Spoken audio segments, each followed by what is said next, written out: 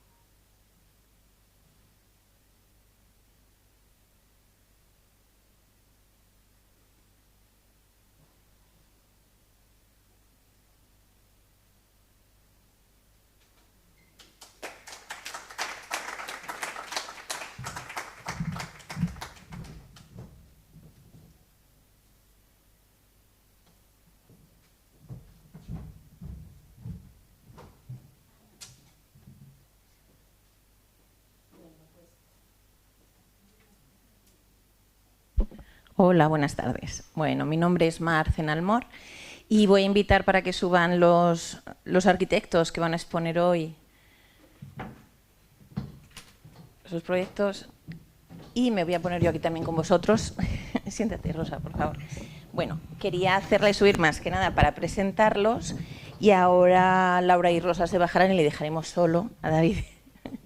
Son David Delgado Baudet, que es arquitecto por la Escuela Técnica Superior de Arquitectura de Madrid. Y yo recuerdo, además, yo estudiaba en arquitectura técnica y estabais superiores, porque hay que subir bastantes tramos de escaleras hasta llegar. Laura Ruiz Morote Tranvil también es arquitecto por la Escuela de Madrid y Rosa Cervera Sardá, arquitecto también por la Escuela de Madrid. Entonces, bueno, me han parecido un cierre de jornadas perfecto, creo que no habéis escatimado en nada.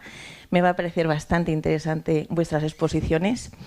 Y si me lo permitís, Laura y Rosa, le vamos a dejar solo a David, ya, que se quede, y ya os voy llamando a vosotras. Me voy a poner aquí con él y me voy a sentar porque, a ver, todo lo que tengo que decir de David es mucho, mucho, muchísimo. David Delgado, yo me he traído una chuleta, yo soy muy mala estudiante. Me he traído una chuleta. ¿Has visto? Mira, me he hecho los deberes, ¿eh? Es arquitecto por la Escuela Técnica Superior de Arquitectura de Madrid desde el 2004. Ha ejercido su labor profesional, ha colaborado alternando proyectos en su estudio de Aroca Baudet y ha colaborando con Alberto Campo Baeza, con Ecosistema Urbano, con Gas Arquitectos, con Vicente Olmedilla, seguramente con bastantes más. Ha trabajado para la Fundación Normas Foster, formando parte del equipo de diseño del pabellón de su sede en Madrid. Asimismo, es co-creador de una herramienta que se llama WebSearch. ¿Search? Sí, Search, para la búsqueda de proyectos. Para la búsqueda de proyectos, ya la podía haber yo aprendido antes. Para la divulgación de la arquitectura de los siglos XX y XXI.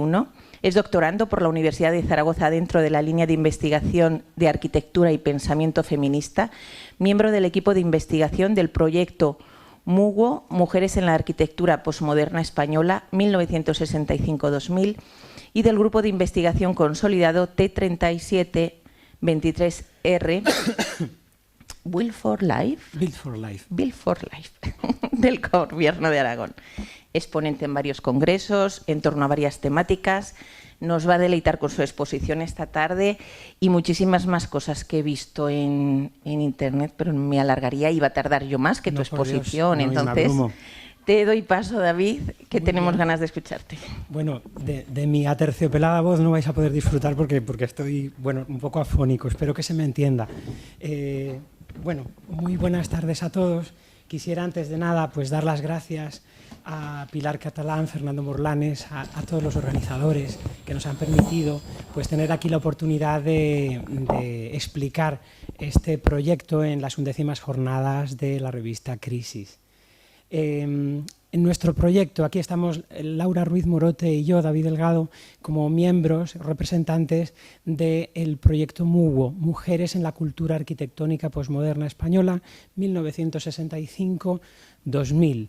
He coordinado desde la Universidad de Zaragoza por la doctora arquitecta Lucía Pérez Moreno y desarrollado entre los años 2019 y 2022. Contó con financiación pues, del Ministerio de Ciencia e Innovación y con los fondos europeos FEDER. Partimos de una idea principal y es que valorando los cambios que ha habido en la arquitectura española en los últimos 50 años, nosotros rescatamos y consideramos como paradigmático o cambio más paradigmático la incorporación de las mujeres a la profesión.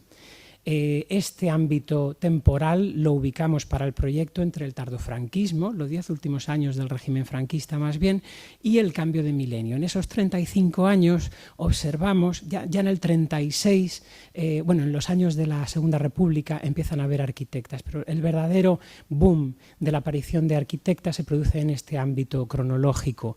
Y bueno, pues podemos ver o veremos más adelante cómo ese creciente número de arquitectas que ejercen no se corresponde con la visibilización que tenemos de su trabajo. Pero esto no es exclusivo del ámbito español. Por ejemplo, desde las antípodas, la arquitecta Julie Willis, australiana, en el 98, hace 25 años, nos hacía recordar pues cómo las mujeres han sido olvidadas del discurso historiográfico que consideramos oficial o canónico. efectivamente, si analizamos pues, este tipo de publicaciones, nos encontramos pues, con diversas cuestiones. Por un lado, pues, está el innegable corte pues, eurocéntrico y anglosajón, y por otro lado, pues, también lo que vemos es como una larga tradición patriarcal que lo que hace es pues, dejar relegado el papel de las arquitectas en la historia de la arquitectura. Entonces nosotros, desde el proyecto MUGO, en el ámbito cronológico que ya he destacado y en el contexto español, decidimos centrarnos también a su vez en la labor proyectual de las arquitectas. De entre todas las salidas profesionales que existen, nos centramos solo en esa para desarrollar estos 4 puntos que vemos aquí. Pues por un lado, generar una base de datos de proyectos de arquitectas. Por otro lado, efectuar un análisis crítico de esta obra proyectada para contextualizarla. En tercer lugar, partir de cuestiones que consisten al final pues, en lo que llamamos una perspectiva de género aplicada a este estudio, que es pues, analizar, por ejemplo, los modos de trabajo de las arquitectas, si lo han hecho solas, en compañía de arquitectos varones, en equipos mixtos, o ver los tipos edificatorios donde las arquitectas han destacado frente a otros en los que no. Y por último, con todo esto, pues, generar resultados de investigación diversos en función del público al que vayan destinado, pues desde unos análisis históricos y críticos pues, de carácter más científico hasta lo que pues, llamamos pues, la traslación o la transferencia a la sociedad mediante pues, toda una serie de cuestiones que luego veremos. Entre ellas destaca pues, el mapa interactivo que más tarde mi compañera Laura pues, va a explicar más pormenorizadamente. ¿De qué partimos? Pues por un lado de analizar que la mujer es válida como sujeto histórico de la arquitectura. Esto es, este hecho nos sirve para buscar un nuevo foco desde el cual perfilar un nuevo discurso historiográfico distinto del que ya tenemos. Vimos o tratamos de ver y analizar trabajos en este sentido que se habían efectuado por otras personas, y entonces bueno, nos encontramos que en el ámbito anglosajón ya en los años 70 había trabajos recopilatorios de diversa índole con diverso grado de profundidad y bueno, pues empezando pues por Estados Unidos, luego otros países pues fueron cogiendo el relevo. Priman en estos modelos de recuperación de la historia y obra de las arquitectas, pues los libros de carácter monográfico. Es un modelo muy habitual en arquitectura y bueno, pues sobre todo se han ido centrando en lo que llamamos las arquitectas pioneras, vinculadas preferentemente al movimiento moderno, entre el año 25 y el 65. Aquí vemos pues eso, monografías de Lily Reich, Charlotte Perriand, Sibylle Moholy-Nagy, etcétera. Tenemos que esperar hasta los años 10, o sea, hace nada, para ver nuevos contextos aplicados o nuevos análisis críticos, como aplicar pues, una crítica feminista, que es la que opta Proyecto MUGO por hacer, o también incluso perspectivas queer o estudios decoloniales para analizar pues lo que es el discurso historiográfico hegemónico y cuestionarlo y rehacerlo.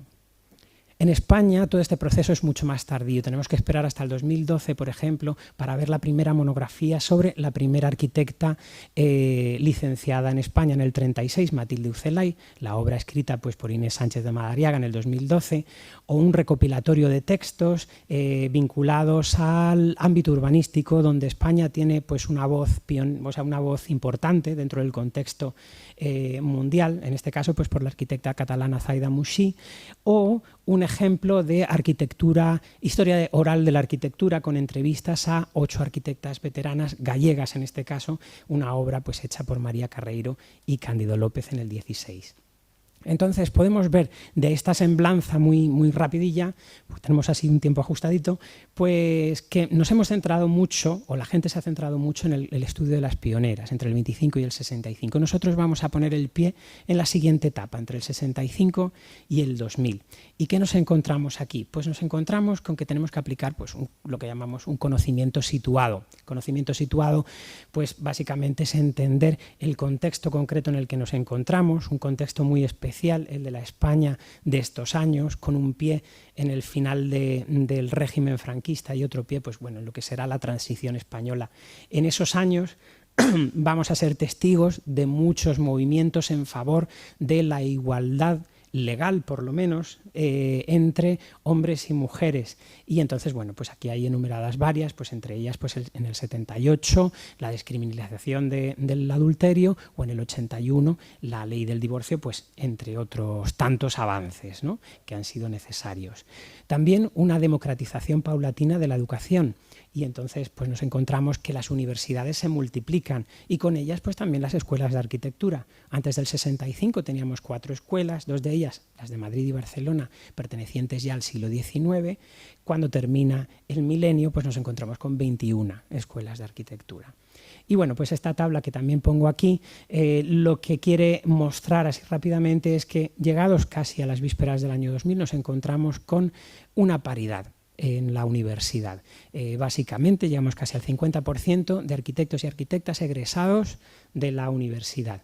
Sin embargo, si volvemos a ver ahora en el contexto español, pues estos discursos historiográficos, cabría pensar que habría pues también una especie de curva ascendente en la presencia de las arquitectas y sin embargo no la encontramos, ¿no? Aquí hay varios ejemplos de ello. Todo ello nos hace preguntar, pues eso, este diagrama que es un diagrama conocido, ¿dónde están las mujeres en arquitectura?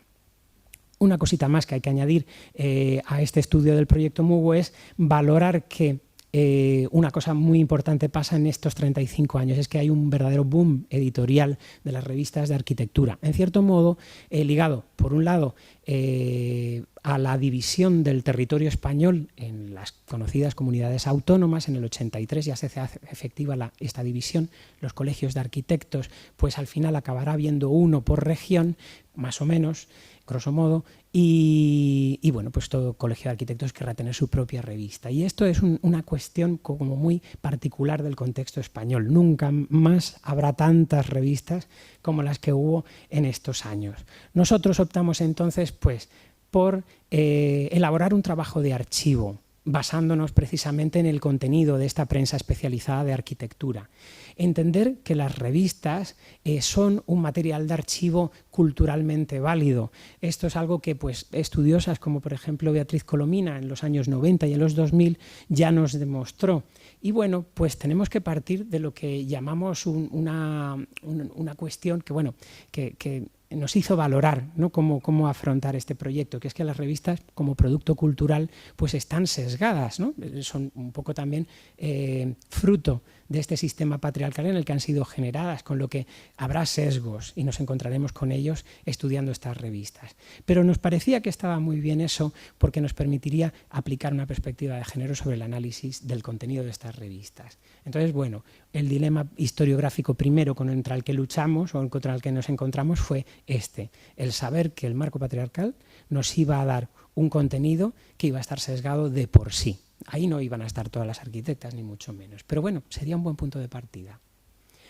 Las revistas, aquí pongo un par de ejemplos así como sabrosos, bueno, pues sirvieron también pues, como plataforma de ese discurso hegemónico que se cuestionaba, por ejemplo, la validez de las arquitectas en la profesión. Tuvimos que esperar 30 años desde la primera egresada para poder ver publicado un primer proyecto de una arquitecta, en este caso Margarita Brender.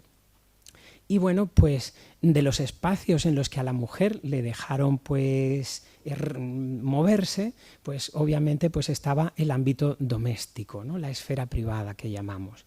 Y bueno, pues aplicado al campo de la arquitectura, pues esto sería la decoración y la decoración del hogar, el primer lugar en el que la mujer empezaría a tener visibilidad en estas revistas, como podemos ver aquí.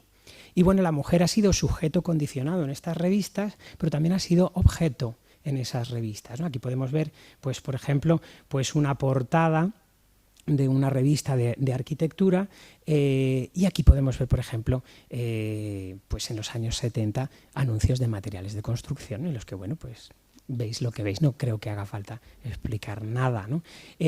Estos mecanismos, ahora pongo uno del 99, pues resultan ser algo más útiles con el paso del tiempo, ¿no? Este anuncio viene a decir que bueno, pues que todo el mundo tiene un ADN y como tal, pues se te destina aquello hecho a medida para ti. En este caso, pues la mujer se diluye para convertirse en una cocina. Bueno. Bueno, pues efectivamente nos encontramos con ciertas asimetrías históricas contra las que habrá que luchar. Entonces, aquí pongo pues lo de la naturalización de la dominación masculina, es algo que tenemos que tratar de dejar atrás, y esto nos obliga a una deconstrucción del discurso existente.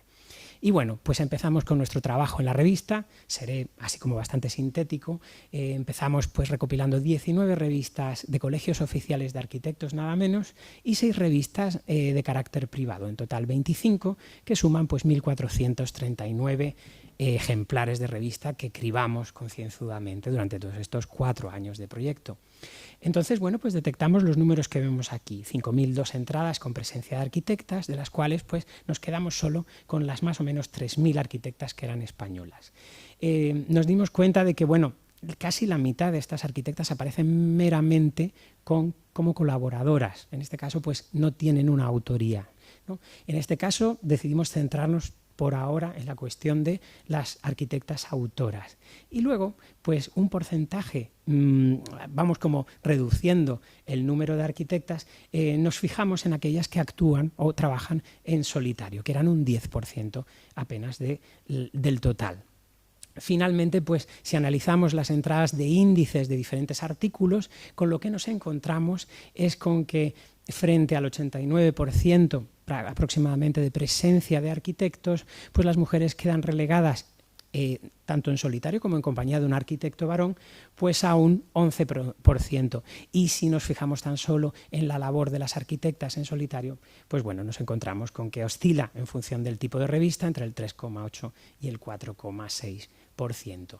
No son números altos. Sin embargo, obviamente, dentro de los diferentes ámbitos cronológicos que vamos dividiendo dentro de ese cómputo de 35 años, lo que encontramos es una progresión.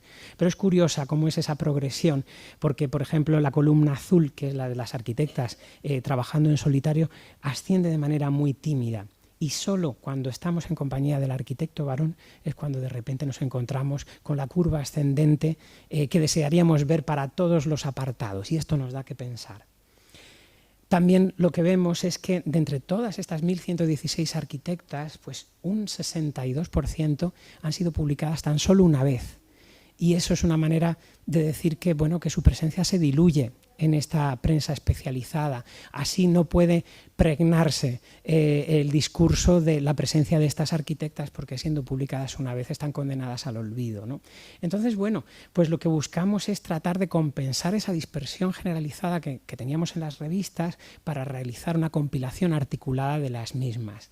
Y entonces, bueno, pues con lo que ya habíamos dicho, ¿no?, de abordar el marco patriarcal y enfrentar esa asimetría histórica, generar unos resultados. Por un lado, unas publicaciones científicas, ¿no?, artículos académicos, actos en congresos.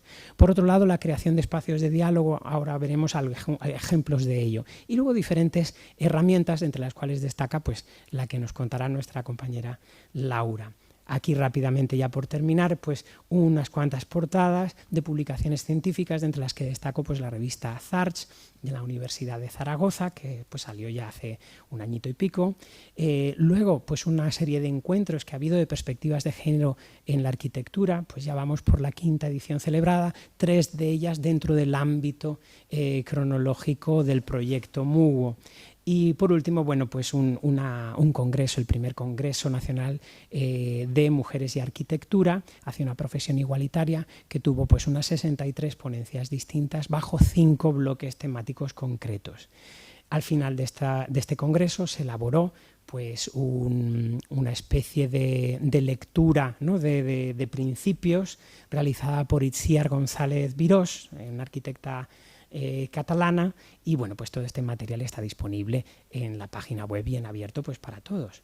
Y bueno, pues buscamos con eso efectuar cierta compensación histórica y también potenciando la cuestión de las narrativas afirmativas, porque también en estos discursos es muy habitual que nos quedemos tan solo en la lectura victimista de las arquitectas que han sido, pues bueno, sí, es verdad, olvidadas o dejadas de un lado por el sistema, pero la denuncia, digamos que tiene que ir más allá y ser más propositiva, más afirmativa, más positiva, y elaborar pues otro tipo de discursos más allá de esto. Bueno, pues esta es pues todo el equipo principal que ha estado detrás del proyecto, y sin más dilación pues pasaría la palabra pues al mapa interactivo, el proyecto dentro del proyecto MUGO. Muchas gracias.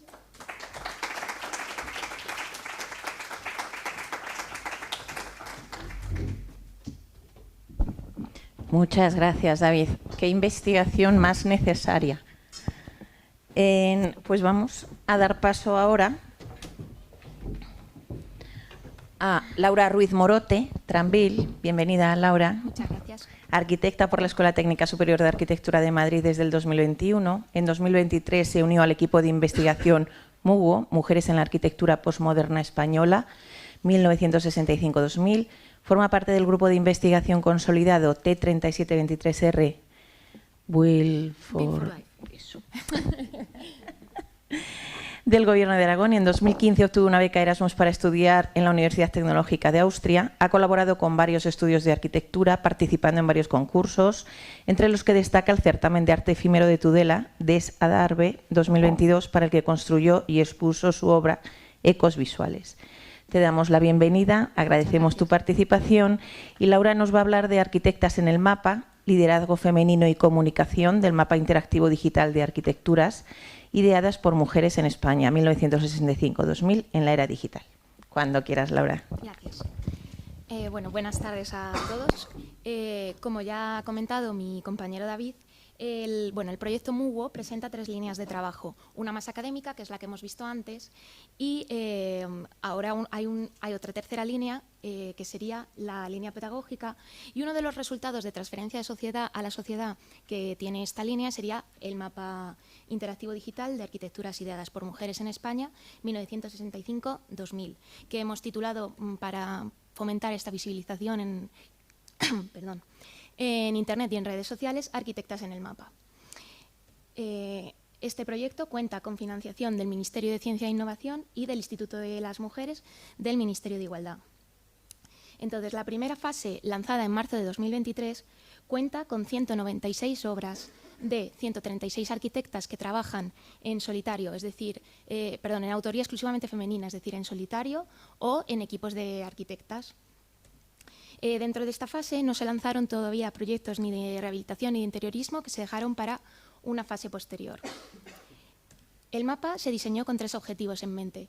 El primero sería tener geolocalizadas las obras de arquitectura en un mapa digital interactivo que cualquier persona pudiera acceder a él y utilizar para investigación o enseñanza, de manera que el proyecto siguiera creciendo paulativamente.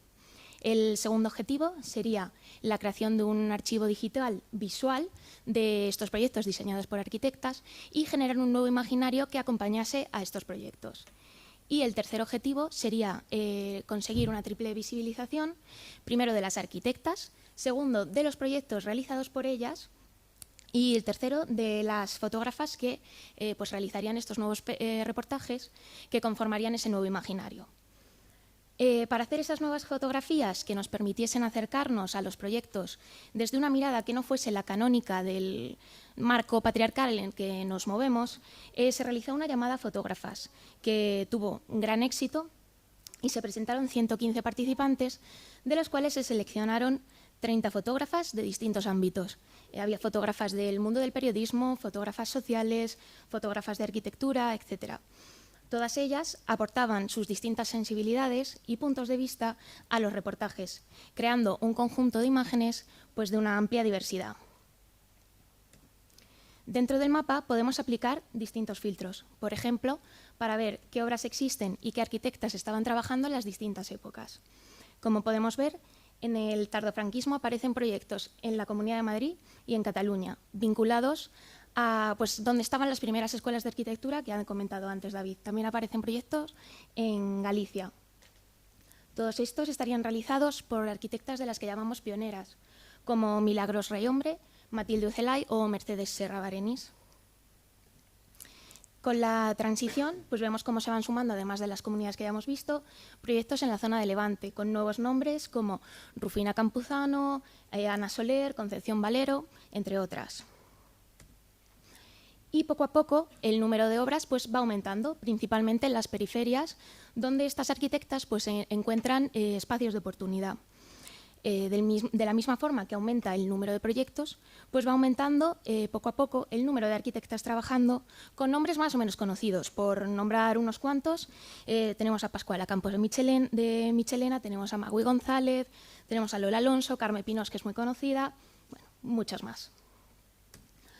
Otro de los filtros disponibles sería pues la comunidad autónoma en la que se encuentran los proyectos. En Aragón podemos ver en el vídeo que aparecen 4 proyectos realizados en la década de los 80. El primero sería la Casa de la Mujer de Zaragoza, de Isabel Bustillos y Ana Estirado. Tenemos también unas viviendas de María Francisca Jubierre en Alacón. También podemos ver la Jefatura Provincial de Tráfico de Teruel, de la arquitecta María Jesús Jiménez Aguayo. Y tenemos también unas viviendas de Alicia Torres González en Albarracín. Como ya podemos observar con esta pequeña muestra, las arquitectas han producido obras de todos los tipos. Aquí tenemos usos culturales, servicios públicos, vivienda, que puede ser pública o privada, colectiva, unifamiliar, etc. Aparte de esta línea pedagógica, tenemos también una línea dentro del proyecto MUGO, que es una línea de activismo, basado en la divulgación en redes sociales de los resultados de las investigaciones. Esta línea busca hacer llegar al público más amplio posible toda la información pues, que se va sacando a la luz con la investigación que hay detrás. Entonces, para realizar esto, lo que optamos fue por ir presentando, ir organizando los proyectos en colecciones. Las 3 colecciones que hemos lanzado hasta ahora serían obras premiadas, obras finalistas en concursos de arquitectura y obras más publicadas. Todo dentro del contexto español, obviamente. Esta primera colección de obras premiadas muestra, como su nombre indica, proyectos que han obtenido algún reconocimiento en distintos certámenes de la cultura arquitectónica española. Los tenemos ordenados de manera cronológica en esta línea temporal que podéis ver detrás, y yo ahora voy a hablar de ellos un poco organizados por tipos de producción para que fuese un poco más sencillo. Podemos ver que hay una gran diversidad de proyectos, que las arquitectas no se limitaban a un único campo de trabajo. Tenemos equipamientos municipales como el Parque de Cieza de Rufina Campuzano. Tenemos también pues, edificios de oficinas como este edificio García y Correa de María Isabel Correa en Canarias, o la imprenta Serra de Lola Alonso. Tenemos también la ya mencionada antes Casa de la Mujer en Zaragoza, representando un uso cultural, por ejemplo. O vivienda, en este caso vivienda colectiva pública de Magui González, otro proyecto de Lola Alonso y unas viviendas autoconstruidas en Andalucía de Elisa Valero. También tenemos vivienda unifamiliar como esta de María Jesús Díaz Prieto o esta otra en Navarra de Maite Apezteguía y Ana Riazú. Por supuesto, también tenemos proyectos de carácter paisajista, como este mirador en el Delta del Llobregat de Imma Hansana, o proyectos de diseño urbano como el Paseo Marítimo de Torrevieja de Carme Pinós, o esta plaza en Menorca de María Isabel Benassar, que también tiene la urbanización de la Riera de Cañadó en Badalona. Finalmente tenemos aquí en representación de usos destinados a bienestar social una residencia para hermanas mayores en Burgos, de Arantxa Arrieta. Y cabe destacar que tenemos que esperar hasta el año 2000 para encontrar un proyecto premiado en la Comunidad de Madrid, que serían estas viviendas en Carabanchel, de Mónica Alberó y Consuelo Martorell. En las otras 2 colecciones aparecen nuevos proyectos, como por ejemplo la Plaza del Fosar de les Moreres, perdón, mi pronunciación, de Carme Fioli Costa, otras viviendas de María Jesús Díaz Prieto o estas últimas que han salido de Blanca Sánchez Lara, en La Antejuela. Y también vemos obras, estas obras eran nuevas, pero vemos obras también que se repiten. Esto influye en la tercera colección, que serían las obras más publicadas en publicaciones de distinto ámbito, en las revistas que hemos estado comentando, en las que vemos que 10 de las 18 obras que componen la colección pues ya han aparecido antes, ya han sido premiadas o han sido finalistas. Esto influye porque al haber tenido mayor difusión por haber participado en estos premios y haber sido premiadas, pues aparecen al menos en 3 publicaciones, que fue el criterio de selección para realizar esta última colección. Para cumplir este tercer objetivo que planteaba el mapa de lograr la triple visibilización, se empezó a publicar hace unos meses, tanto en la web como en Instagram, los vídeos que realizaron las fotógrafas al hacer sus reportajes pues, del detrás de las cámaras. De esta manera pues, aportamos una mirada más cercana y personal al trabajo de todas estas mujeres. Gracias a la publicación de todo este contenido original, resultado de las investigaciones científicas y adaptado al formato de las redes sociales y al seguimiento de una estrategia de identidad visual basada en la utilización de un logo identificativo y una gama de colores que se asocia tanto a los resultados del proyecto y se ve en Instagram como en la web, el proyecto MUVO consigue consolidarse en el ámbito español como la cuenta con mayor alcance en el ámbito de difusión sobre mujeres y arquitectura. Entonces, finalmente, quiero comentar que todo lo que he estado contando hasta ahora forma parte únicamente de la primera fase de trabajo de arquitectas en el mapa. En una segunda fase se añadirán 80 obras de intervención en el patrimonio y otras 20 obras de interiorismo, arquitectura efímera y obras ya desaparecidas. Seguimos manteniendo la autoría exclusivamente femenina, es decir, arquitectas en solitario o en equipos con arquitectas, y una tercera fase que también se lanzará junto con esta segunda, ahora a principios de noviembre, que se añadirán otras 124 obras de obras premiadas de arquitectas ya trabajando en equipos mixtos o en pareja de arquitecto y arquitecta. De este modo, el mapa pasará a tener 136 arquitectas y 196 obras a, que ya me he colado, 420 obras. Y luego, a principios de 2024, pues se hará una cuarta fase en la que se añadirán el resto de obras que hemos ido rescatando. Junto con esta segunda y tercera fases, a ver si esto pasa, sí, se abrirá un proceso de participación pública que constará de dos vertientes.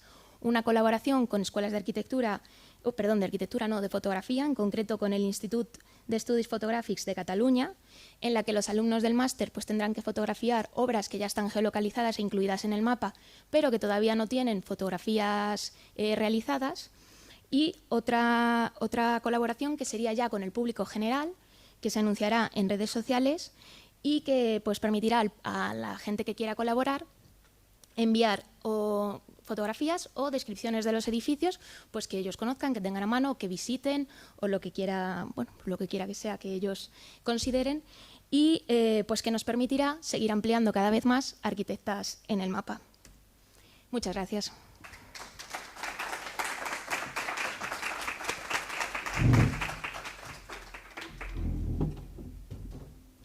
Muchísimas gracias, Laura. Espectacular como lo has contado. Muchísimas gracias.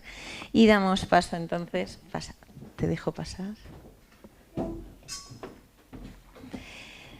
Para concluir, pues decirte aquí, Pilar, porque me la has jugado, porque presentar a Rosa Cervera me parecería segurísimamente, no la tarde, sino bastante más días, con toda seguridad. No puedo resumir tu trayectoria, entonces, 1000 perdones, voy a hacer lo que pueda. Pero Rosa Cervera Sarda es arquitecta por la Escuela Técnica Superior de Arquitectura de Madrid desde 1978, doctora arquitecto en 1989, catedrática en la Universidad de Alcalá de Henares, directora del Máster Universitario Avanzado de Arquitectura y Ciudad, es directora de la Escuela de Arquitectura de dicha universidad, fundadora de Cervera Arquitectos en Madrid, ha realizado obras en España, en la Federación Rusa, China, India, Malasia, Bolivia. Trayectoria profesional que ha recibido diversos premios, entre los que destacamos el Gold Spark Award, premio a la transferencia del conocimiento, Golden Global Award en Singapur, Honors Award en Nueva Delhi, premio del Colegio de Arquitectos y premio del Ayuntamiento de Madrid. Ha ganado concursos internacionales de arquitectura, ha realizado edificios en España, en China, Rusia, India, Bolivia. Su arquitectura es innovadora, propone nuevos modelos para una arquitectura ecológica, respetuosa con la naturaleza y las necesidades humanas. Pionera en la investigación de la ciencia biónica y la biomimética y su aplicación en la arquitectura. Y muchísimas cosas más, porque Rosa está incluso en Wikipedia, que si fuera una mala estudiante, pues seguiría lanzando. No he probado en ChatGPT, pero segurísimo que sales también, y en muchísimos sitios más. Y nos viene a hablar de la Torre Biónica para el Bien Común, un proyecto courbano. Bienvenida, Rosa. Pues muchísimas gracias por la presentación Y muchísimas gracias por la invitación, Pilar y Fernando, y a todos los que estáis aquí por vuestra asistencia. Lo primero que tengo que decir es que me han encantado las dos presentaciones, que son el mismo trabajo, que os felicito, pero es que además me he sentido completamente identificada. Yo soy una de esas que ha vivido ese periodo. Yo salí a la profesión justo al borde de los 80, o sea, y me ha tocado vivir todas esas décadas y ese tránsito de la mujer, cómo se integraba ya plenamente en la arquitectura. Yo soy de las generaciones, aunque esto no es el tema, pero no me resisto a decirlo un minutito, que empezábamos el primer curso muchas, no sé, en un porcentaje pues casi igualitario con el varón, pero que terminábamos muy pocas, que nos emparejábamos y que hemos hecho parte de nuestra carrera profesional con pareja de arquitecto, o sea, de esos grupos. O sea, me siento muy cercana, muy haber vivido, y entonces me encanta ese trabajo y creo que es absolutamente necesario y que lo habéis presentado de una manera fantástica. Así que, bueno, tema que da para mucho, ese tema da para mucho, pero bueno. Pasamos al otro tema que hoy tenemos, y aquí os voy a hablar un poquito de la Torre Biónica, qué es, pero sobre todo ese es un proyecto que yo inicié en pareja con Javier Pioz, con el arquitecto con el que he trabajado muchos años, pero que ya llevo también muchos años trabajando en solitario y que yo he continuado. Y en esta última fase lo he continuado con Mercè Carreras Solanas, que es una gran amiga, pero es una gran economista y es la coordinadora de la economía del bien común aquí en la Universidad de Barcelona, y lo está extendiendo por toda España. Ella me insistió desde hace mucho tiempo en cómo no aplicar ideas innovadoras a un proyecto que en sí ya era muy innovador, como era el de la Torre Biónica. Por eso esta mezcla de Torre Biónica para el bien común, un proyecto courbano. El courbano también es un término que ahora veremos que es nuevo, que estamos poniendo en la mesa por primera vez este año. Lo presentamos en verano y ahora, bueno, lo hemos ido presentando y esta es una nueva posibilidad de participación. Lo primero, que es la Torre Biónica. Bueno, pues la Torre Biónica fue un proyecto que surgió a raíz de las visitas que hicimos a principios de los 90 a China, quedándonos asombrados por el fenómeno urbano que allí se estaba produciendo, por las extensiones, por las intensidades, por la población, pensando que los modelos urbanos en los que estamos acostumbrados al siglo XX, y muchos de ellos basados todavía en los del siglo XIX, eran incapaces de dar respuesta a poblaciones de 10, 15, 20 y 25 millones de habitantes. Y entonces empezamos a trabajar en un nuevo modelo de urbanismo vertical, que tiene otras complejidades y otras dificultades.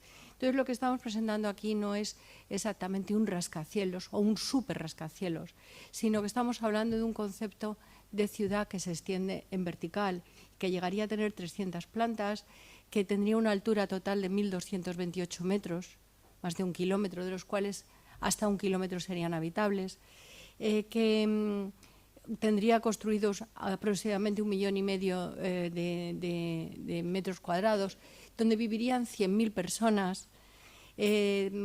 Sería destinado para viviendas, para hoteles, para oficinas, pero también para comercio y ciertos servicios sociales de escala, que está dividido en barrios y donde además la naturaleza es protagonista. Bueno, estas son imágenes de allá de hace unos años de Shanghái, bueno, ciudades donde he tenido luego oportunidad de trabajar y viajar muchas veces, en China, en Asia en general. El fenómeno es sorprendente a nivel urbano, como decía antes. Entonces, este tipo de ciudades están llenas ya de rascacielos, y esta es la alternativa que se propone del concepto de una ciudad que crece en vertical, que hace sus infraestructuras extendiéndose en vertical. ¿Por qué? Bueno, ¿cuál es el objetivo? Aquí tenemos una implantación en una zona de recuperación industrial de Shanghái, del río Huangpu. Es una posibilidad en las que hemos venido trabajando. ¿Y cuál es el objetivo de hacer este tipo de proyecto de esta escala? Bueno, el objetivo es que en zonas de tanta población lo que tenemos que hacer es minimizar la ocupación del territorio. Nuestras ciudades son depredadoras del territorio y con ello depredan la naturaleza, contaminan, polucionan, extienden el gasto energético y lo multiplican por n. Por tanto, la idea es hacer una ciudad en densidad, pero cambiando el modelo, en densidad, amabilizando, humanizándolo.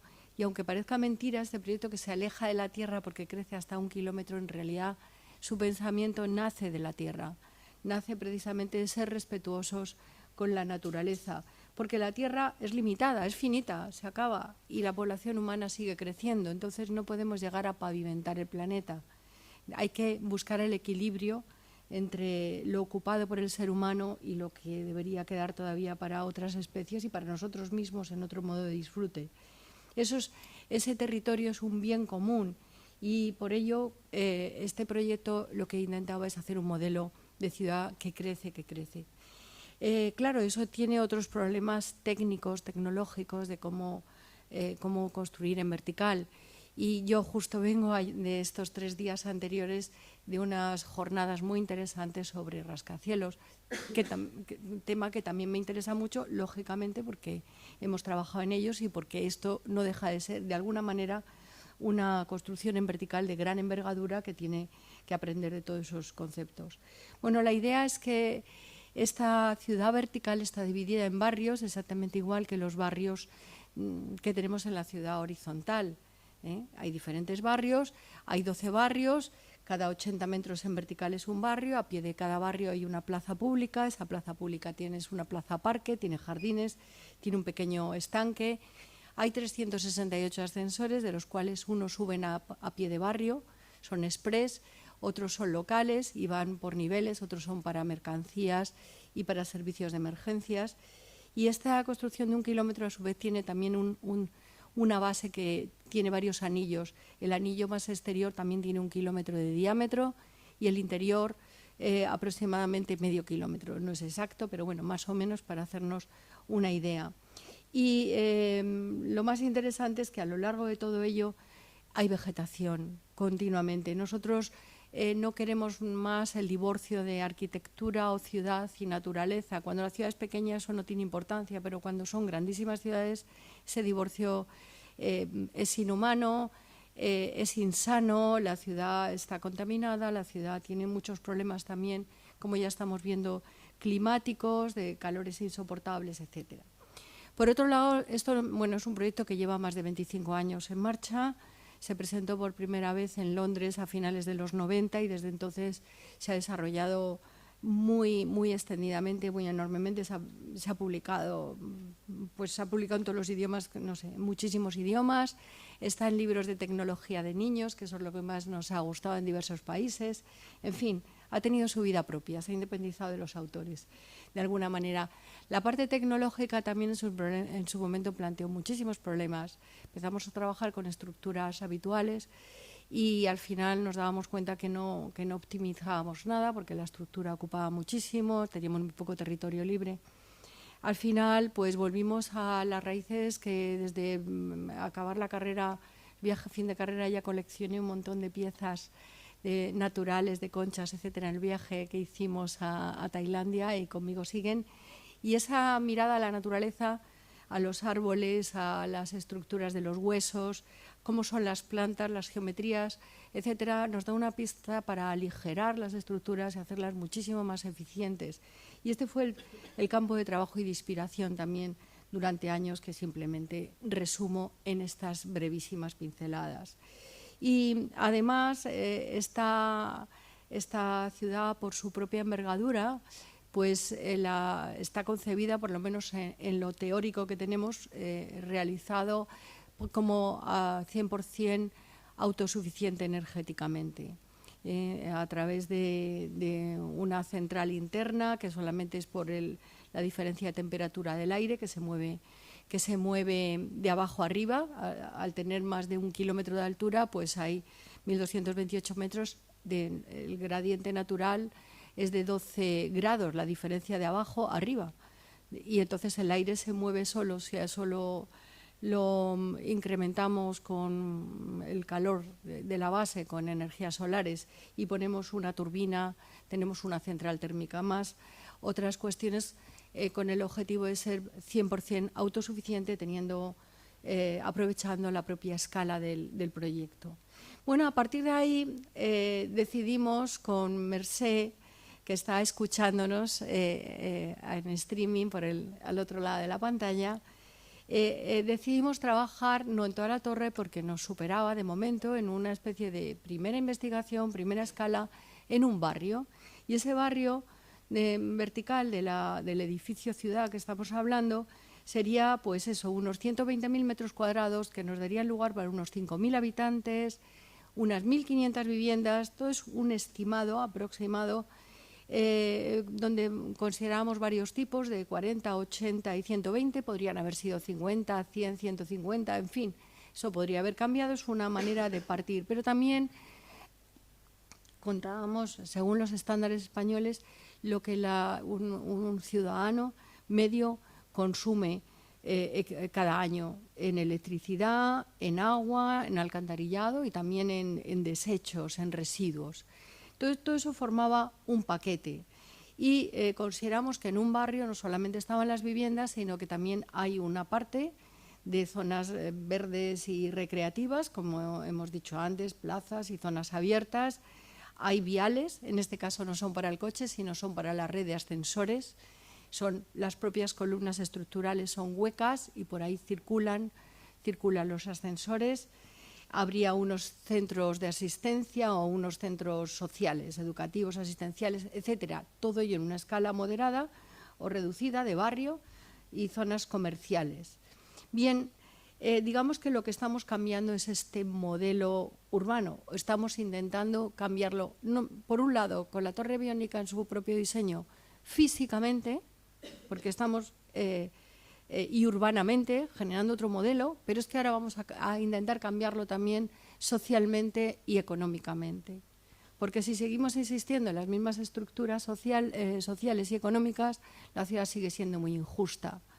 Se accede muy mal a la vivienda, es inasequible para muchas capas de población, hay una angustia vital con ciertas cuestiones.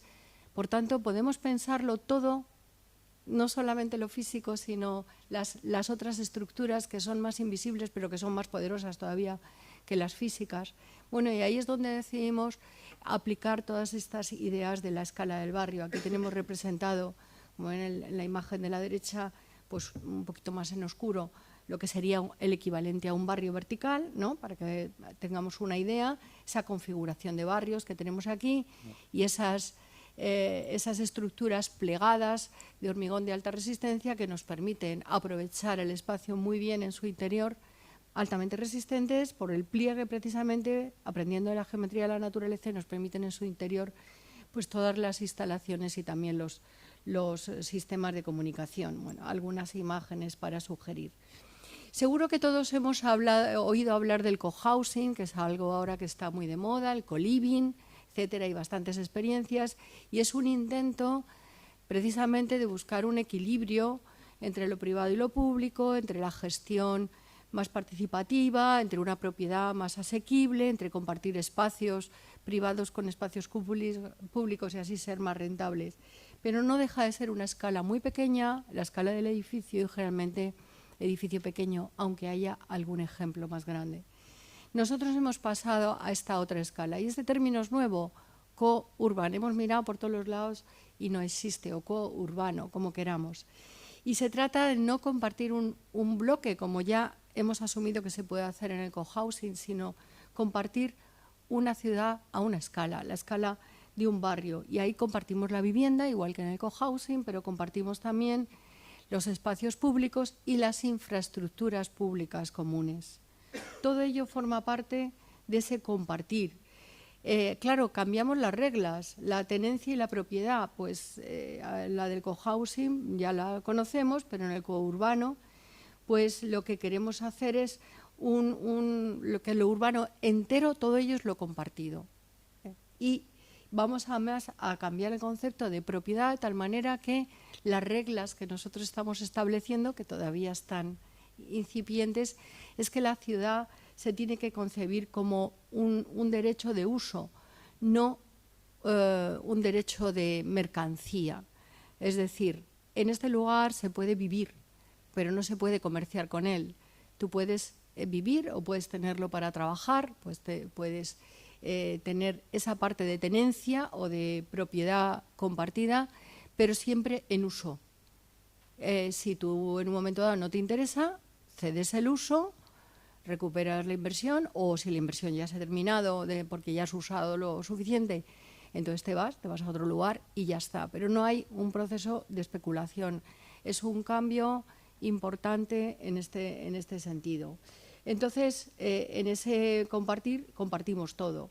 Claro, el tamaño que nosotros hemos analizado es para 5.000 habitantes, que más o menos equivaldría, según los estándares nuestros, a unas 1.500 viviendas, y incluidos pues esos espacios públicos, zonas sociales, comercios privados, etcétera. ¿Cuánto sería la duración de la estancia? También limitada en el tiempo, pero renovable. Entonces, todo esto lo hemos basado en un proceso de que tú tienes el derecho a vivir ahí durante toda tu vida, si quieres, pero por periodos renovables, siempre que cumplas todas tus condiciones. Entonces, ese concepto que la ciudad no es un bien de cambio, ¿vale? Todo parte de ahí.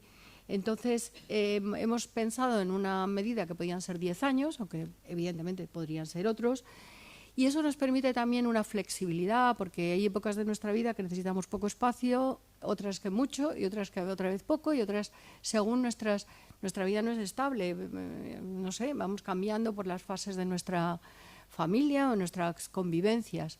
Por ello, lo que buscamos también es la permuta dentro del conjunto, tener más o menos metros con mucha facilidad, sin irte de tu lugar y tener esa fácil flexibilidad. Entonces, el courban se centra en esa toma de decisiones comunitarias sobre el espacio urbano compartido. ¿Cómo gestionarla? Bueno, nosotros proponemos a través del blockchain. ¿El blockchain qué significa? Bueno, pues es esa red en la que todos avalamos la operación. Son cadenas de bloques, ya no hay una institución suprema que avala. Nosotros, si queremos algo avalado, tenemos que ir al notario, o tiene que ser el banco, o tiene que ser, no sé, siempre hay una instancia superior que garantiza que lo que tú dices es cierto o lo que tú tienes está ahí. Ahora lo garantizaríamos todos. La tecnología blockchain ya existente se podría implantar aquí. Entonces nos podría dar unas ciertas ventajas para esa gestión compartida, esa repartición de la propiedad y gestión compartida, ese el concepto del blockchain. Bien, claro, esto todavía nos llevaría a ciertos problemas legales y jurídicos porque habría que cambiar el sistema. Bueno, habría que irlo analizando, ¿no? Pero evidentemente proporciona una infraestructura sólida y permanente para financiar y cambiar y ser flexible en la propiedad sin tener continuamente que pagar impuestos, que es una parte muy importante de, claro, se quejarían las autoridades, y esa es otra cuestión, ¿no? Como habría que ver otras maneras de compensar eso. Pero es cierto que cuando nosotros pagamos una vivienda o un inmueble o un edificio, en general 1/3 es el suelo, 1/3 más o menos, 1/3 es la pura construcción y 1/3 es la gestión de todo eso, impuestos y demás. Bueno, ¿cómo ser más eficientes para que el ciudadano no esté tan angustiado y pueda vivir de una manera mejor? Y por otro lado, el blockchain te permite tomar decisiones continuamente. Tú estás decidiendo continuamente en la cadena. Y tú eres partícipe de todo ello. ¿Y cómo financiarla? Bueno, pues nosotros hablamos de tokenizar la propiedad, convertirla en una unidad token, que no sabremos cuántos tokens serían, tenemos que analizarlo todavía, estamos manejando variables, equivaldría a una unidad de superficie de 40 metros, pero no solamente la unidad de superficie de 40 metros, sino a lo que conlleva también de kilovatios, litros, etcétera, etcétera. Todo ello estaría metido ahí, más la parte proporcional que te tocara de espacios públicos, etcétera. Esos tokens, tú podrías tener un token o hasta 3 o 4 tokens máximo, para que no haya tanta diferencia entre el modelo de vivienda. Una persona puede vivir entre 40 y 200 metros. Más allá, normalmente para la vida normal no es necesario, ¿no? Pues nos moveríamos en esas líneas.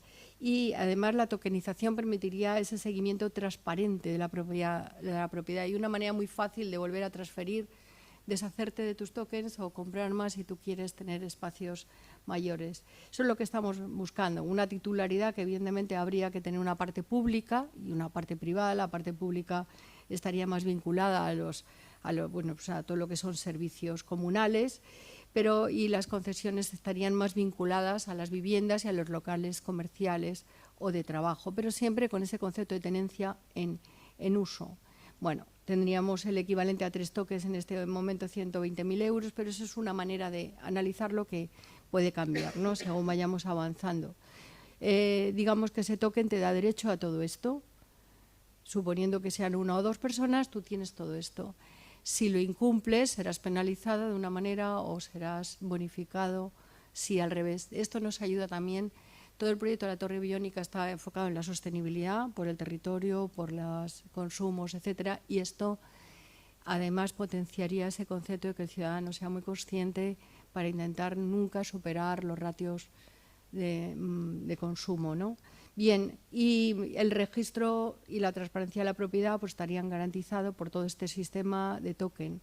¿Y nosotros en qué nos basamos? Pues en los principios éticos de la economía del bien común, que les animo a investigarla, que ya lleva como 20 años en uso y se está aplicando en muchos lugares, en los cuales siempre estamos acostumbrados a que nos digan hemos crecido un 3%, un 2%, estamos muy preocupados porque no crecemos, solamente se maneja el dato económico.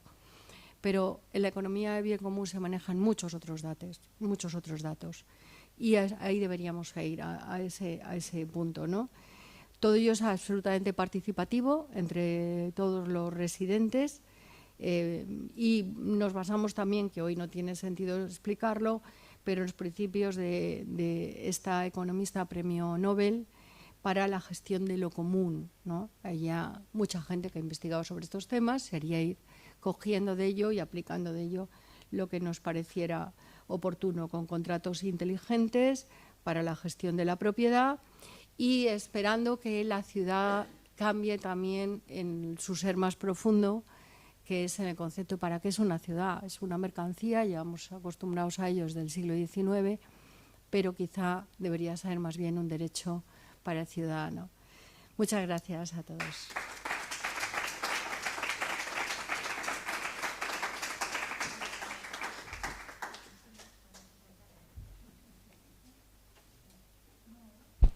Muchas gracias, Rosa. Desde luego aportas una cantidad inconmensurable de cambios, de novedades, también muy necesarias para la sociedad, para la arquitectura. Lo tengo que comentar, mi proyecto final de carrera era un cojo sin altura. Yo creo en el respeto de la naturaleza y traía a colación, a ver que coja mis apuntes. Trae una frase que dijo Gaudí, que nos tenemos que fijar en la naturaleza a la hora de construir, porque es mucho más sabia para el ser humano y el arquitecto del futuro se fijará en la naturaleza. Y ya lo decía Gaudí. Sí. Entonces me ha gustado mucho toda la propuesta de la Torre Biónica, yo lo veo muy factible, me ha gustado muchísimo todas las innovaciones que he propuestas y me he apuntado varias frases de la economía por el bien común, la flexibilidad, los cambios que sufrimos y cuando uno se compra una casa con una hipoteca de 40 años, su vida va a cambiar muchísimo más que esa vivienda y todo eso lo tenemos que desde la arquitectura afrontar. Muchísimas gracias, Rosa. Gracias. No te muevas, invito a que suban ahora a Laura y a David, por favor, porque ahora les toca al público, les toca a ellos preguntar. Entonces, ¿a mí? Bueno, entonces vamos a empezar ahora. Me han dicho que me ponga aquí para salir en la foto. Para mí es un honor. Uy, qué bien.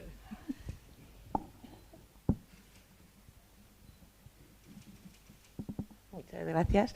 Y entonces ahora les toca a ellos el turno de preguntas. ¿Eh? Ah, bien, bien. Bien. Si alguien quiere preguntar algo, yo paso el micrófono. Os lo acerco.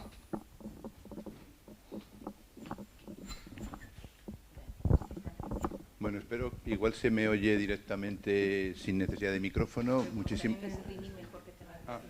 ¿Se oye? Muchísimas gracias a las ponentes y al ponente. Han sido 3 ponencias muy interesantes, pero mi pregunta iba dirigida a los 2 primeros ponentes, en que nos han puesto delante un proyecto en el que, o un estudio en el que se analizan los efectos del tema de la mujer en la arquitectura. Yo, por circunstancias profesionales, he tenido que dedicarme en un tiempo al tema de la mujer en la ciencia y la mujer en la tecnología. Creo que nos habéis puesto delante los efectos de una causa que es mucho más profunda, que es el tema que provoca toda esta situación. Evidentemente, ahí nos habéis reflejado el tema real de cómo se plasma el tema de la mujer en la arquitectura, que podríamos ponerlo en la ingeniería o incluso en la ciencia. A mí me gustaría hacer una reflexión, que no sé si compartida o qué pensáis, sobre el tema de las causas de estas circunstancias, que es la educación. La educación, que es en el fondo, para mí hay tres grandes pilares, que son la escuela, que son la familia, y que es donde se educan los chicos y chicas, y los medios de comunicación, que es donde en este momento ejercen un factor muy importante en el proceso educativo. Ahí, para mí, no solamente, es más, y curiosamente, yo trabajo en educación, y en educación la ejerce la educación secundaria y educación universitaria. Por ejemplo, la educación secundaria, desde la infantil, la primaria, la secundaria, el bachillerato, casi un 60% de mujeres. En la que entre nosotros, los profesionales, o en la universidad, los profesionales, no se percibe ningún sesgo, digamos, sexista, al menos así lo entiendo yo. Pero sí que es curioso que hay una especie de, tanto en los medios, como en la familia, como en la escuela, como digo, en la educación, en la escuela, entendiendo desde la infantil hasta enseñanza universitaria, una especie de currículum oculto en el que podemos traducirlo a la propia medios de comunicación y la familia, en la que la idea no solo de cuál es el futuro o cuáles son las perspectivas de las chicas en su formación, sino su responsabilidad y capacidad de liderazgo.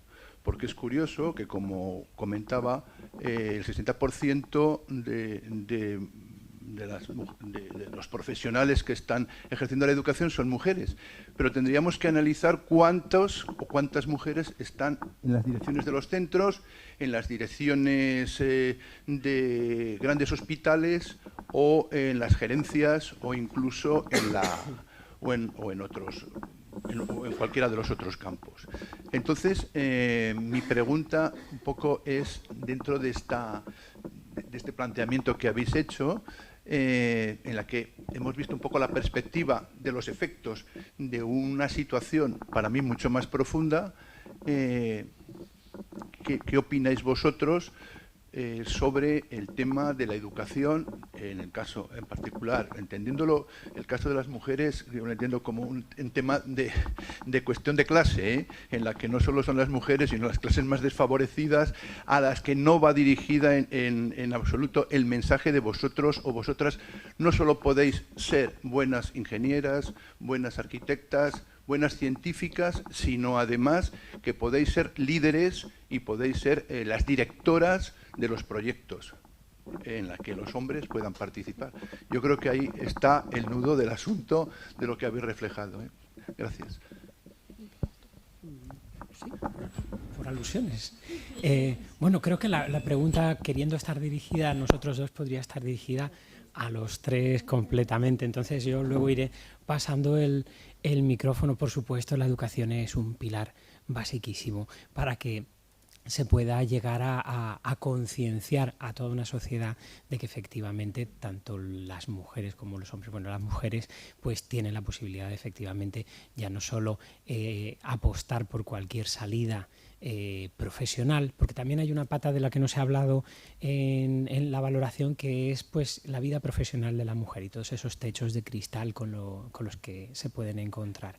Entonces, efectivamente, hay unas jerarquías en las cuales, bueno, pues podemos valorar que hay una mayor presencia de mujeres y, sin embargo, esas mujeres pues llegan hasta cierto nivel de la jerarquía, de manera que ciertos campos están vedados y, bueno, pues afortunadamente podemos empezar a ver que en ciertos contextos por lo menos existe la constancia de que ese cambio, si no está empezando a darse, pues se tiene constancia de que existe y de que es necesario efectuar ese cambio. Es complicadísimo. Esto es como una especie de hidra con muchas cabezas y es difícil de abordar, pero por ejemplo que desde la legislación pues ya haya una serie de cuestiones, ya por ejemplo por traerlo a mi campo, que en un contexto urbanístico pues ya haya unos estudios de perspectiva de género aplicados a toda una serie de cuestiones de pues cómo nos movemos en la ciudad. De repente pues la ciudad fue modelada para un modelo muy concreto que queramos o no pues es un modelo patriarcal que estaba basado pues en que la mujer se quedaba en casa, el hombre iba al trabajo y entonces pues bueno, luego se descubre que por ejemplo la mujer efectúa más trayectos y hace una vida de la ciudad más intensa que la del hombre, que hace pues una especie de permuta del lugar de trabajo al hogar y bueno pues digamos que todas estas relaciones con la ciudad desequilibradas, ¿no? Pues una apuesta pues porque en un marco legal todo esto esté contemplado, valorado, cuestionado o que se preste al análisis, pues es un punto de partida. Y como esto pues por la ciudad, pues con toda una serie de ámbitos que bueno, que a mí en concreto se me escapan, pero que obviamente pues pillan desde la familia, desde el núcleo familiar, por supuesto, una base de principios, pasando pues por la escuela primaria, secundaria, la educación universitaria y desde luego pues bueno, es un proceso que vemos que está siendo lento y que necesita ser consistente. Por eso esa necesidad de estar recordando continuamente y tratando de asentar y consolidar estas cuestiones, porque si no enseguida se pueden volver a empezar a perder derechos y a ir hacia atrás. Y como hablo de esto, pues hablo de otra serie de cuestiones que, bueno, mirando a Europa y mirando ciertos sistemas políticos que están empezando a aflorar, pues al final nuestro equilibrio es un equilibrio muy muy frágil, entonces no hay que bajar la guardia. No sé si con esto he respondido algo o por lo menos he reflexionado juntos, ¿no? Pues un poquito más. Sí. Bueno, a mí todo este tema me parece como un poco la pescadilla que se muerde la cola, ¿no? El problema de que no existen o no nos han contado que existían esos referentes, esas mujeres que llegaban pues a estar bueno, pues en este caso las arquitectas trabajando o en cualquier otra profesión, da lo mismo. Entonces, como tú de pequeña no sabías que existía, pues no te lo planteas. Entonces, claro, si no te lo planteas, no te lo cuentan, no lo ves, pues tampoco vas a luchar por ello quizá, ¿no? O no vas a pensar que es una posibilidad para ti. Entonces, habría que partir de esa base que decías de educar, de que los profesionales de la educación pues nos cuenten a los niños, a las niñas, que se puede llegar hasta ahí, que da igual, que tú puedes ser mujer y puedes estar en esos puestos, en esos campos, llegar hasta arriba de la cadena jerárquica que sea. Y entonces, pues ya a partir de ahí cada vez habrá más, ¿no? Y pues se ampliará, bueno, seguirá habiendo más y más. Entonces, o sea, me parece ese el tema fundamental. El primero, el mostrar los referentes, el que es nuestro trabajo enseñar que existen esos referentes para que toda esta generaciones jóvenes que van viniendo lo sepan y se lo planteen y lo asuman como propio. Porque ya estaban ahí, como hemos visto en todos estos años, ya había gente ahí, ya había mujeres trabajando, ya había profesionales. Y sin embargo, me parece, o sea, pues a raíz de todo este trabajo tuve una conversación con amigos y amigas hace relativamente poco y ninguno era capaz de nombrar más de un par de arquitectas. Carme Pinós, que es la más conocida, y alguno, pues sabía de alguna más, pero... Y eso es lo que tenemos que cambiar y es pues nuestro trabajo, la verdad. No sé si quieres comentar algo, Rosa. Ya, no sé, bueno, sí, simplemente insistir que tienes toda la razón. Hay a partir de la pirámide, cuando va subiendo hacia arriba, la mujer va diluyéndose, desaparece. Yo muchas veces digo, es que mi mundo es de color gris y me dicen, ¿qué? ¿Cómo? Digo, sí, siempre estoy con trajes grises de señores, ¿no? porque en las carreras técnicas hay muchas menos mujeres. En arquitectura no tanto, pero sí cuando llegas arriba. En las ingenierías hay muy pocas mujeres todavía. No sé por qué, ahí habría que analizar por qué, pero eso sigue siendo así. Yo vengo de este foro con muchos ingenieros y no hay casi ingenieras de caminos. El porcentaje es muy pequeño. En arquitectura estamos al 50 o incluso más mujeres estudiando, pero en el momento que vas hacia arriba ya desaparecen. Se quedan en las partes de abajo y tú vas a cualquier foro relativamente importante y siempre estoy yo sola y muchos señores. Eso es una realidad. ¿Cómo cambiarla? Pues no sé, supongo que con el tiempo, la educación, evidentemente. El problema es asumir roles de liderazgo y todo lo que conlleva y no es tan fácil y etcétera, etcétera. Pero bueno, se irá caminando y poco a poco, ¿no? O sea que...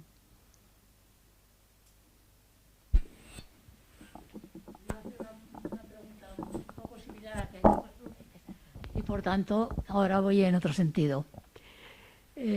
Solamente, a ver si este dato, decíais ahora que en la carrera de arquitectura prácticamente las mujeres superan ahora el 50%, ¿no?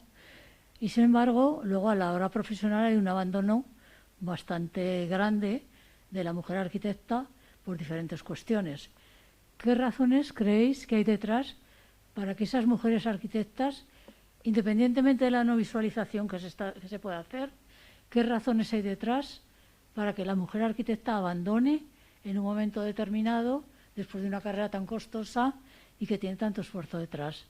Eso sería una pregunta y luego tengo otra para Rosa, en concreto.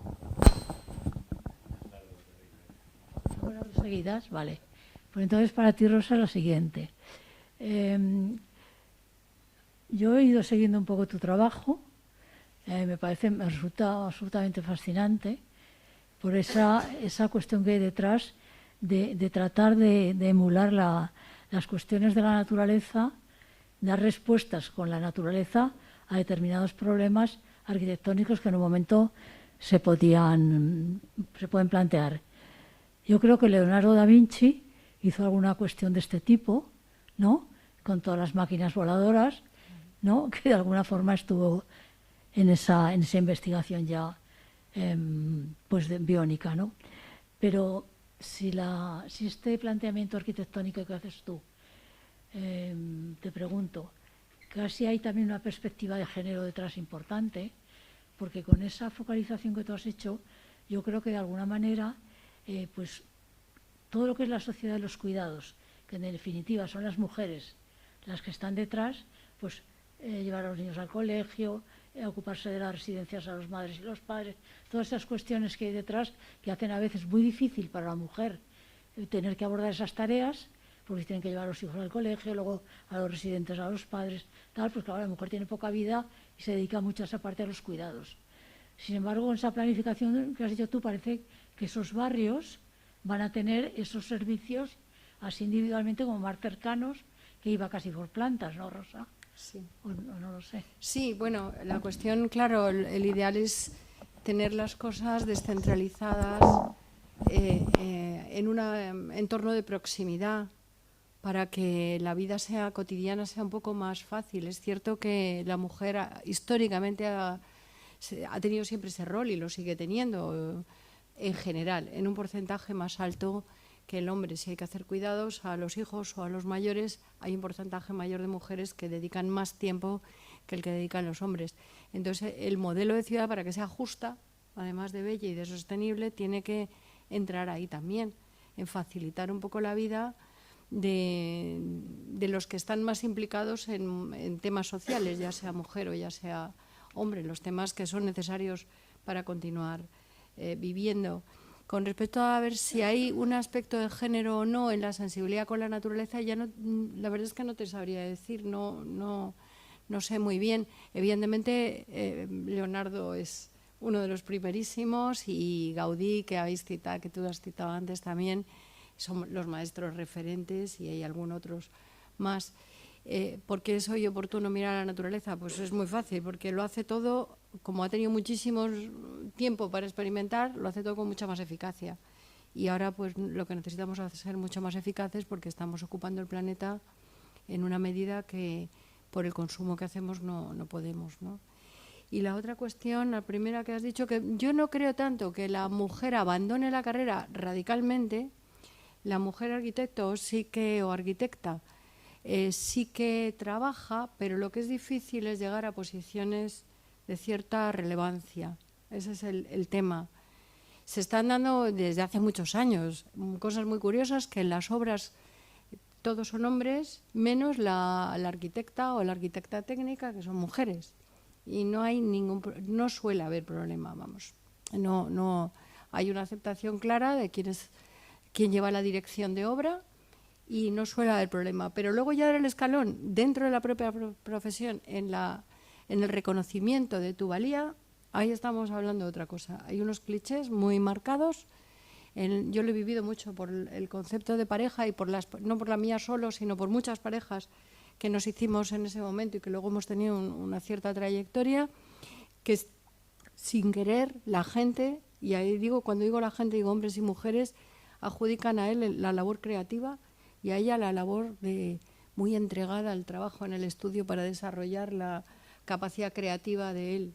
Pero eso es casi como un mensaje que está como inserto en todos. Entonces, hasta que eso se borre y se vea que la mujer es tan creativa como el hombre, aunque a veces es más trabajadora, pues y sí, es también muy currita, pues no sé, pero es muy doliente, sí, es muy doliente, pero es un cliché que hay. Entonces hay que luchar contra esos patrones y esos clichés, y el trabajo que estáis haciendo creo que es interesantísimo en ese sentido. Yo, bueno, ligando un poco con lo que estaba comentando Rosa antes, creo que, influyen, claro, muchísimas cosas en este tema, ¿no? Es verdad que no es tanto un abandono, hay mujeres en ámbitos de la profesión que no es solamente el ser la líder del estudio, pues sí, la que está... hay mujeres trabajando en el estudio pues como asalariadas también, hay muchísimas. Hay mujeres que se dedican a la arquitectura pero se dedican a la enseñanza. Hay mujeres que se dedican a la arquitectura que, yo qué sé, pues están también pues en investigación como estamos nosotros, ¿no? Hombre, y todas esas salidas de la carrera profesional son mucho menos conocidas o mucho menos visibles, tienen menos reconocimiento que el arquitecto genio, que es el creativo del estudio, el que pone el nombre, digamos, en el proyecto. Y luego, desde mi perspectiva de persona con una carrera incipiente, pues también veo que hay un gran problema de precarización que nos afecta a nosotras pues de una manera, digamos que pues algo peor, ¿no? Yo ahora mismo tengo gente a mi alrededor, mujeres arquitectas, que bueno, pues que llegan puntos en los que se plantean, pues como ella siempre gana menos, si se tienen que ir porque el trabajo de él proporciona un sueldo mayor y le sale una oportunidad en otro sitio, pues ella deja el trabajo o intenta buscar otra cosa, pero que a lo mejor encuentra otra cosa que está, bueno, pues pagada como sea, a veces peor o igual, bueno. El caso es que se van, deja su trabajo, pues porque el que gana más es él. O a la hora de tener hijos, de los cuidados, todas estas cosas, al final influyen en quién deja aparcada la carrera, o a lo mejor vuelve después, pero si vuelves después ya has tenido como esos años que no has trabajado, que te van a afectar a la hora de vas a entrar a una posición que no va a ser la correspondiente digamos, a la experiencia o a los años que tienes. Bueno, pues hay mil cosas más. Lo que pasa es que esta es como la que tengo yo ahora mismo en la cabeza, porque parece que va afectando pues a gente de mi alrededor, claro. Pero sí, no sé, muchísimas cosas que influyen. Bueno, yo creo que ha quedado muy bien respondida la pregunta. Por poner algún matiz, a mí hay una cosa que me obsesiona, que es la cuestión de, en estos discursos en los que al final la mujer resulta invisibilizada, pues siempre hay latente pues la cuestión esta o la tendencia que tenemos a visualizar la labor del arquitecto como la labor del demiurgo, el artista, el que genera, crea, el genio.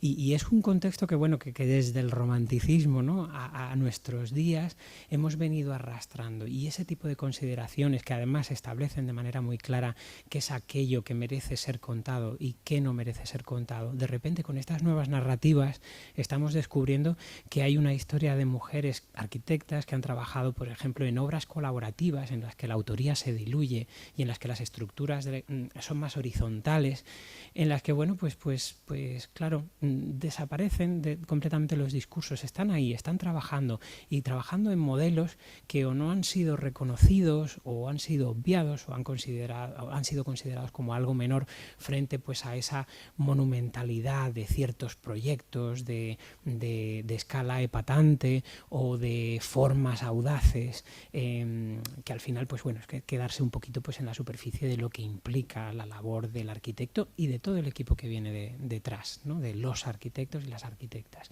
Entonces, bueno, al final todo consiste efectivamente en cómo contamos las cosas, pues depende que al final pues todas esas mujeres que sí que están trabajando, muchas de ellas, otras no, efectivamente, hay otras que tienen que abandonarlo pues para la búsqueda de una estabilidad, para un equilibrio, que bueno, pues en muchos contextos sucede igual, en otras profesiones también, pero generalmente de entre los diferentes grupos sensibles el de la mujer siempre está ahí, ¿no? Entonces, bueno, pues al final la realidad económica, la realidad social y luego estos discursos que se han construido, todos ellos al final condicionan, entre otros muchos grupos humanos, al de la mujer, que al final no es una minoría, es la mitad de la población del planeta. Yo haría una propuesta, reescribir los libros de arquitectura. Nos quedan 2 minutos porque hay cuarto y tiene que estar vacío. ¿Pasó la última pregunta entonces? Rápida. Sí, hay muchas preguntas, pero no vamos a tener tiempo. Y se tienen que despedir. Lo que tú me digas. Si me dejas, despido yo las jornadas y ya está. Sí, es muy triste tener que cortar así, pero el tiempo es el tiempo, ¿no? Y ahí lo tenemos. Hay gente aquí trabajando que a las 8:30 tiene que tener esto cerrado, entonces a las 8:15 tiene que estar vacío para que lo dejen todo en condiciones, ¿no? Vale. Entonces, simplemente pues agradecer sobre todo a todas las ponentes y los ponentes que han venido a las jornadas su gran generosidad, porque además las han preparado, se ha notado que las han preparado con mucho cariño y han propiciado pues pensamientos, reflexiones y debates que van a extenderse un poquito más en el tiempo, o al menos esa es nuestra pretensión, porque van a estar presentes en el cuaderno central del próximo número de Crisis, de la revista Crisis, y esperamos que esto pueda tener su eco por ahí, ¿no? Y luego también decir que Erial Ediciones y la revista Crisis han convocado para todos sus asociados y asociadas un curso que ha organizado nuestro compañero Francisco Serón, que es catedrático de sistemas informáticos, sobre las, a ver si me acuerdo bien, de la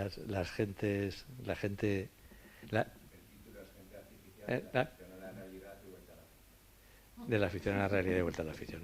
Es un curso que es bastante interesante, lo hacemos para asociados porque lo hace totalmente gratuito. Asociarse a Crisis, a Erial Ediciones, que es la editora de Crisis, ¿no? Cuesta 40 euros al año, o sea que tampoco, si alguien todavía queda alguna plaza, va a empezar el curso el día 31, todavía queda alguna plaza, son 10 jornadas, 20 horas de curso, de jornadas, 20 horas de curso, y es muy interesante. Entonces, si alguien quiere asistir al curso, todavía está a tiempo de apuntarse y de asociarse a Crisis también, claro.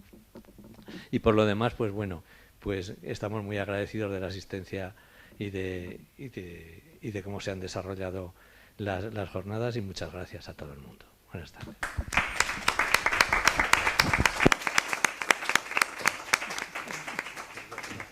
Muy bien. Sí, bueno.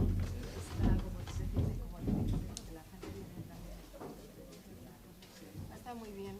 Un trabajo excelente que estáis haciendo. Muchas gracias. Sí. Una presentación muy cuidada, muy bien.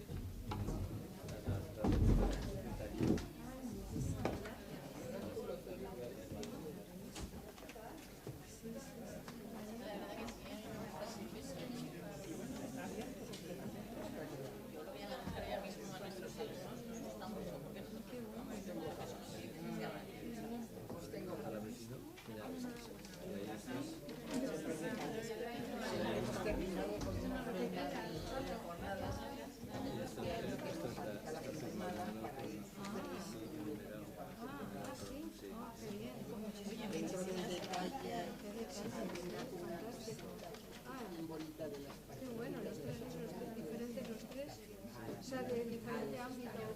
Qué bien, fantástico.